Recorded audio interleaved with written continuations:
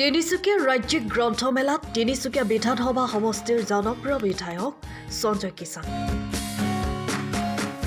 তিনিচুকীয়া বৰদলৈ নগৰত সদৌ তিনিচুকীয়া জিলা চুতীয়া সন্থাৰ উদ্যোগত 10 ডিচেম্বৰৰ পৰা অনুষ্ঠিত হোৱা তিনিচুকীয়া ৰাজ্যিক গ্ৰন্থমেলাত তিনিচুকীয়া বিধানসভা সমষ্টিৰ জনপ্ৰিয় বিধায়ক তথা অসম খাদ্য আৰু অসামৰিক যোগান নিগমৰ অধ্যক্ষ সঞ্জয় কিষাণ উপস্থিত থাকে। তিনিচুকীয়া ৰাজ্যিক গ্ৰন্থমেলাত উপস্থিত হৈ অনুভৱী সভাৰ পৰা গুণগত ভাষা সাহিত্য চৰ্চা আৰু ইয়াৰ পৰিসৰ নামৰ আলোচনা সত্ৰৰ শুভ উদ্বোধন কৰে। আলোচনা সত্ৰৰ সঞ্চালনা কৰে বিশিষ্ট লেখক ডক্টৰ সত্যকাম বৰঠাকুৰে। আলোচনা সত্ৰত অংশগ্ৰহণ কৰে যুৱ লেখক অভিজিত গগৈ, কস্তুৰী চুতীয়া, সিদ্ধাৰ্থ গোস্বামী আৰু হিমাক্ষী বৰুৱা। উদ্যোক্তা অসম তিনিচুকীয়া জিলা চুতীয়া ছাত্ৰ সন্থাৰ সকলো বিষয়ববীয়ালৈ অশেষ ধন্যবাদ জনাইছোঁ। এক তথ্যগধুৰ আলোচনা চক্ৰৰ খন্তেক আগতে আমি সমাপ্ত কৰিছোঁ। আজি 3 দিন ধৰি এই গ্ৰন্থমেলাই সকলো ৰাইজৰে মন আকৰ্ষণ কৰিবৰ কাৰণে সক্ষম হৈছে আৰু এটা সুন্দৰ পৰিৱেশ দেখিছোঁ। পঢ়ুৱৈ সমাজৰ বাবে এটা সুন্দৰ পৰিৱেশ। লগতে উদ্যোক্তাসকলে বিভিন্ন কাৰ্যসূচীও লগতে তেওঁলোকে আয়োজন কৰিছে।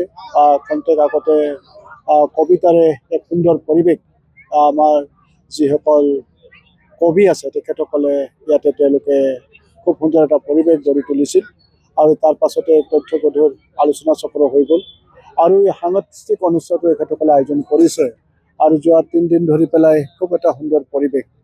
প্ৰথমবাৰৰ বাবে এই কাৰ্যসূচী অনুষ্ঠিত হৈছে আমাৰ এইখন ফিল্ডত। মই আশা কৰিছোঁ যে উদ্যোক্তাসকলৰ যি উদ্দেশ্য আচলতে সাহিত্য জগতখনক আজি বহলভাৱে আগুৱাই লৈ যোৱা আৰু নতুনকৈ উঠি অহা আমাৰ পঢ়ুৱৈসকলক সাহিত্যৰ লগত জড়িত কৰোৱা।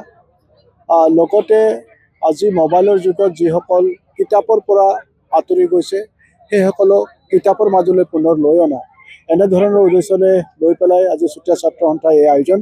মই আশা কৰিছোঁ নিশ্চিতভাৱে তেওঁলোকে সফলতা অৰ্জন কৰিব আৰু মই আহ্বান কৰিম যে যিসকল পঢ়ুৱৈ সমাজ তিনিচুকীয়াৰ পৰা আহিছে তেখেতসকলে এই দিনকেইটাত আহক আৰু তেওঁলোকে মন পচন্দৰ কিতাপ তেওঁলোকে সংগ্ৰহ কৰক। মই তাকে কামনা কৰিছোঁ। তিনিচুকীয়াৰ পৰা Ajay Sharma report, time of Assam.